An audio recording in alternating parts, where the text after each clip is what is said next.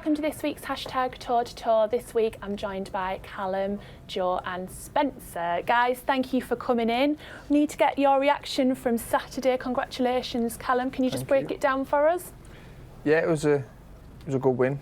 It was more about booking me place in the final against George Groves. That's the fight I've wanted for a while. I want to fight for a world title. I want to become a world champion, and I knew that fight was sitting waiting for me before I entered the ring Saturday, and it was just about staying switched on, staying composed and booking me place in the final, and I've done that, and I can look forward to the summer now, and it's a big, huge opportunity for me.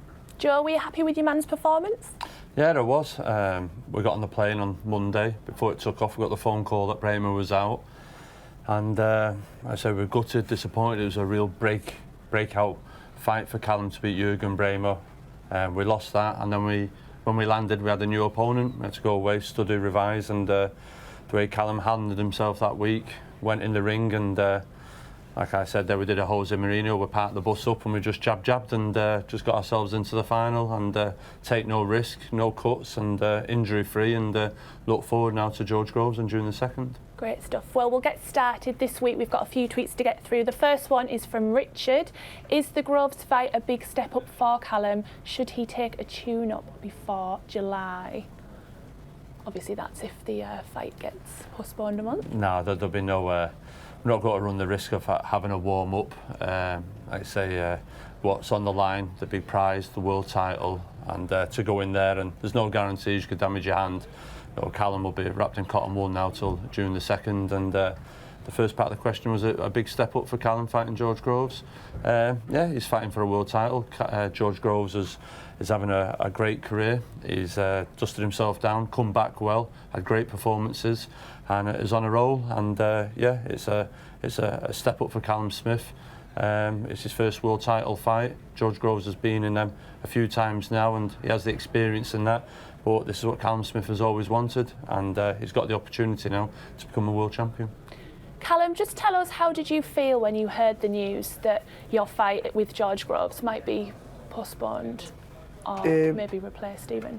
Obviously, it was a little bit expected. I watched the Eubank fight. We seen his shoulder injury, and you had people saying he won't be ready, some saying it won't be too bad, and I had people asking me about the final before I'd even won my semi-final, and my job was to just switch off from George Groves and concentrate on the semi-final, and now I've done that, I've got up the ring and we can focus on the final. I haven't really, you probably know as much as me, I think he's asked for a month extension.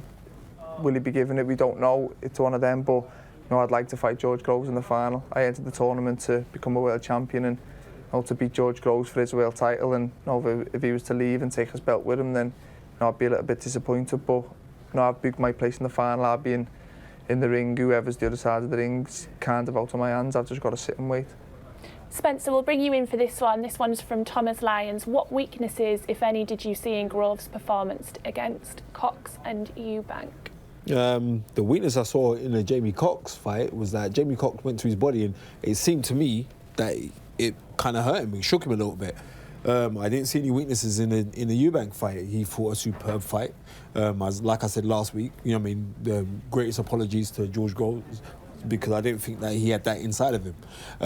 But it's different kind of styles of fights. If George Groves up against someone like Smith now, it's going to be totally different, because Smith understands the fundamentals of boxing.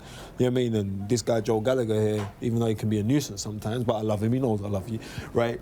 You're going to stick to the fundamentals, and it's going to be the fundamentals of a sharp 1-2 down the middle, and because he's the taller man, maybe he could expose George Groves on certain things. But what George Groves did show to me is, like, when it comes to experience and ring generalship, this thing is about levels, and he's levels above you when it comes to that experience. So it's going to be exciting to see your youth, what you bring to the game, and what he brings to the table. It's a really, really great fight, and I hope that he does get the extension just to make things heal, because I wouldn't want it if you were to win and then, oh, well, my shoulder was out and blah, blah, blah, blah, and then Joe won't be having that neither. He'll be battling everybody on Twitter. So I don't want any of that. I just want it to be a firm and conclusive winner in that fight. Joe, do you agree with Spencer? Not the bit about you being a nuisance, but the rest of it. Of course he agrees that. No, he's a nuisance. Joe's a No, nuisance. argue the part about the nuisance, please. Yeah, listen, we'd like to see Callum and George in the final, but I do understand the World Boxing Super Series. We're at their discretion. It's their tournament. And someone raised a question the other day, and I'm not sure what the answer was. If you got to the Wimbledon men's final and someone got injured in the semi-final, the winner, what happens in that final situation? What happens in the final? I don't know what the answer is. Maybe somebody can write in, text, tweet. What happens in that situation? I think the World Boxing Super Series have said this is the date and this is what goes on. Whether they bring some people in, whether there's rumours of a Arthur Abraham, a Tyrone Zeig, somebody along them lines to step in if George isn't ready.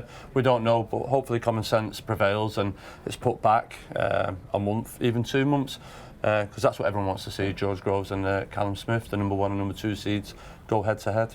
If the worst was to happen and George, you didn't face George, who next would you like to face? If it was up to you?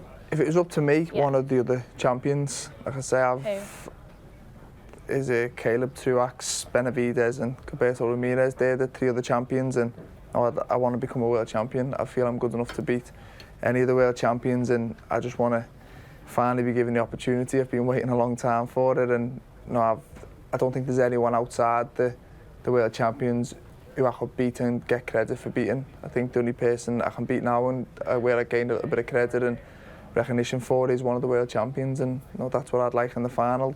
If it's not Groves, then hopefully it can be one of them, but again, it's out of my hands and I've just sitting waiting. Joe, this next one's for you. Harry's tweeted in, Joe, it's still 1-0 to Shane McGuigan. Are you looking to gain revenge with Callum in the final? 1-0, what? Listen, this isn't about me and Shane McGuigan. It's between Callum Smith and George Groves. Right, unfortunately, the question from Harry was, though. No, obviously, we've been opposite each other before. Obviously, he was victorious with Cal Frampton, won over Scott Quigg at the Manchester Arena. Fair play, full credit. Yeah, 2 years ago, full credit to him. But like you say, Shane will have a game plan for George. I'll have one for Callum Smith, and may the best man win on the night, and that's either Callum Smith or George Grove. It's not me or Shane McGuigan. Okay. Steve Parsons has tweeted in, do you think this weekend's fight is a good test to see where Brook is at? Spencer, do you want to start us off on that one? Yes and no, because Brook is very, very good anyway. But I think it's more to do with the desire of what's inside of Brook. So we're going to know that by the ring walk up, we're going to know that by the body language of when just before the bell, and we're going to know that when he's fighting. So we don't know. It's like Rabchenko, how do you gauge him? You don't really gauge him. He's a decent fighter. But Brook, as far as I was concerned, prior to the Errol Spence fight, was superb. And in the Errol Spence fight, he showed signs of excellence in that fight. He boxed really, really well. But then it ended the way they did end, so people question, well, does Brook have that desire inside of him? I still believe that he does have that desire because he's made a lot of money in the last 2 years. He could say, oh, you know what? I've had a really good run. I've become a world champion. I've managed to live my dream, and he could walk away, but he's still a burning desire in him. So I think there's still a lot inside of Brook, and we shall see on the weekend. Joe, if you were Kel's trainer, what advice would you be giving him ahead of this fight this weekend? I think we most probably could see a masterclass in the same way that we've seen Billy Joe at the end of last year. He's got a tailor-made opponent for him. Rabchenko comes forward, pressure fighter. And if Brook's got his legs moving and dancing, we'll most probably see a shutout like we did with Billy Joe. On the other hand, after 6-7 rounds, and we've seen that with Kel in the past with Carson Jones, you start saying to yourself, God, this is getting hard, what am I doing here? I'm only in the sport because I want the Amir Khan fight. And things start, a bit of pressure on the end. It'll be good to see how Kel reacts and responds to that. But if I was Dominic Ingle, I'd be saying, listen, there's Billy Joe, Lemieux. That's all I want you to do. Go out and dance and win convincingly. There's a tweet here from Mezam. Who wins out of Wilder and Ortiz on Saturday? Can Ortiz outbox him, or is Wilder's power just too much? Callum, start with you. It's a good fight. I really, really rate Ortiz. He hasn't looked the best in his last few, but I think he's a very, very talented fighter. I think he's very good, and I think he could cause any heavyweight problems with his skill. Wilder's big and can punch, and I think that can always get him out of trouble. I think the more talented is Ortiz, but I don't know whether Wilder might just be a bit too fresh and too powerful for him. How do you see the fight going? Probably Wilder knock him out, I think, but I wouldn't be surprised if it went the other way. Ortiz can punch himself and he's clever, he's skillful, but I just think Wilder's a hard person to beat. He's wild, he's big, he can punch, and he gambles, he takes chances, and I think he might chin him. Spencer? Wilder's going to win this fight. And moralistically, Wilder has to win this fight. And you know it's... Joe's shaking his head, Joe. Right, I'm saying moralistically, I'm saying you can go Ortiz, I'm hearing that, and like, if I'm wrong, I'm wrong. But I'm going for Wilder for the simple fact that you look at this, the Povetkin fight, Wilder was up to fight Povetkin. Wilder was up to go in with Ortiz when it was first muted. This is showing you that there's a man who got desire. Yeah. Do you understand? And when you've got desire coupled with ambition, which he has, and he trains hard, and he, without doubt, is the hardest single punch heavyweight in the world. Now we're looking at Ortiz. Ortiz used to spar with Lennox Lewis. You do know this, right? He used to spar with Lennox Lewis. That means that the guy's older than dust. You hang around with him long enough, he coughs and you get asbestos. So therefore, I'm going for the younger, fresher, fitter, and more athletic man. Not the more skillful, because the more skillful is Ortiz. But Ortiz hasn't got the best head movement. And when I did watch him twice, when he came over and he fought Dave Allen, and when he fought in Monaco as well, I wasn't overly impressed with him. So if you're going to be a stationary target, you don't want to be a stationary target with someone who can hit like Wilder. I got Wilder all day long. Joe, you were shaking your head there. Well, he has to shake his head. No, I don't think he's right. I wouldn't write Ortiz off. I feel he's a good fighter, an angry Cuban at the moment. I think Wilder's got his back up. I think there's a sense of purpose, and I feel the performances that Spencer related to over here, they weren't motivated fights where you can get up for. There were fights, tick-over jobs, and I do feel he has the pedigree to do it. I feel if he managed to survive the early rounds and drag Deontay down the stretch, I think it'll be a really good fight. Sorry for me to interject. What tick-over fights has he had and not shined in? Because every fight that he had, so I'm just trying to work this one out there. Not sure his last two.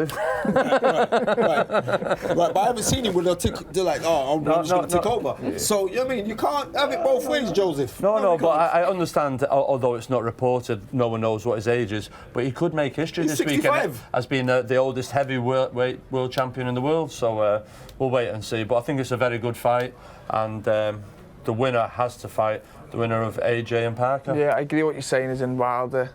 He's got to win, he's got a lot to lose with the AJ fight and stuff. There's a lot riding on it for him, so you could see he could bring the best out of Wilder. I don't think he's looked the best. The Stavern one was very good, but previous to that he's looked a bit... No, he's looked terrible. But regardless, he gets the job done. Yeah. Interesting. Well, we'll find out that this weekend. Here's a favourite of mine from Norman Barton. With the rise of Lewis Ritson and Josh Kelly, are we in for a golden spell for boxing in the North East? Big up the North East. Yes, and about time as well. I feel when you look at the football fans, how passionate they are up there, Sunderland and Newcastle. Listen, they love the boxing over there and up there, and it'd be great to. I think it was Billy Hardy from Sunderland good old days, mate. Good old days. Good old days. They've really good fighters, your age, and the amateurs that come from there is absolutely unbelievable. They do very well, and it's great to see them now transferring that into the professional game, and hopefully then now Matchroom they'll be looking to put a few shows up there in Newcastle, very much like you're seeing with Tommy Coyle and Luke Campbell and Hull, how it revitalised the sport in that city. And I think up there in the North East, it's about time. Tony Jeffries, the Olympian from over there, Sunderland as well. So I can't think of any Newcastle fighters at the moment. Mine's gone blank, but no, like I say, it's good times ahead. If you look on someone like Lewis Ritson and Josh Kelly, look on their styles. Their style is very American-based. How they throw their shots, it's like in the North East now. The North East has got a sexy style of boxing. It's very, you know what I mean? It's unconventional, but it's class. And I was really impressed with Lewis Ritson on the weekend. I've always thought that boy was special. But Josh Kelly's bad as well. You got to look at these two. This is we are going to see a rise, and especially now because the hub of how the promoting game's going right now, they will capitalise on that. They're both going to have fantastic fan bases. All they got to do is continue doing what they're doing. I'm really impressed with both of these guys. Moving on, we've got Dell is tweeting in, who wins the rematch between Triple G and Canelo? What adjustments would Joe make if he trained either boxer? Do you want to break it down for us, Joe?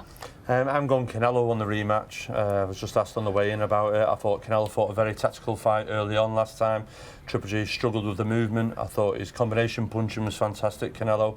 I just feel he needs to do more of them in the fight, a bit more movement. Triple G needs to start where he finished off, apply that pressure, don't give that room to Canelo to allow to spin off. And I think they'll both come head to head a little bit more. The exchanges will be a bit more in this fight, but I just fancy Canelo. I think Canelo, after going in, taking the big shot, surviving, will grow in confidence from that fight, and I just think Canelo's got to win, and he'll win quite comfortable this time. Callum, who do you think will win this rematch? I don't know. I think it'll be very similar to the last fight. I think Canelo, I'll have a lot of success early on. I think he's the better technical, the better combination puncher, but it's just hard to keep someone like Golovkin off for 12 rounds. He's relentless, he keeps coming, and I think he knows, he felt he won the last one, Golovkin, and I think he knows he probably started a little bit too late, and I think he might start a bit early this time. I think it'll probably be a bit more exciting, but I just think Golovkin, it's a little bit too hard for him. Spencer, quick answer from you, less than a minute, go. Canelo, unanimous points win. Canelo had him up in the first 4 rounds as far as I was concerned, and he's used to the power now. And if he felt it was going to be so dangerous, this guy was going to be so dangerous, there wouldn't be no rematch. He'd be happy with a draw and waited. He knows he can beat him, and he's going to beat him this time. The option wasn't down to Triple G getting a rematch. It was down to Canelo saying, I'm going to take the rematch. And for the fact that he's taken it, he stepped forward. He's not going to be in the same place. He, undisputed middleweight champ, is going to beat Golovkin quite easily this time. Okay, thank you guys. My thanks to Spencer, Joe and Callum. Tune in next week for more #toe-to-toe, or check out iTunes for the podcast. Sky Sports. Feel it all.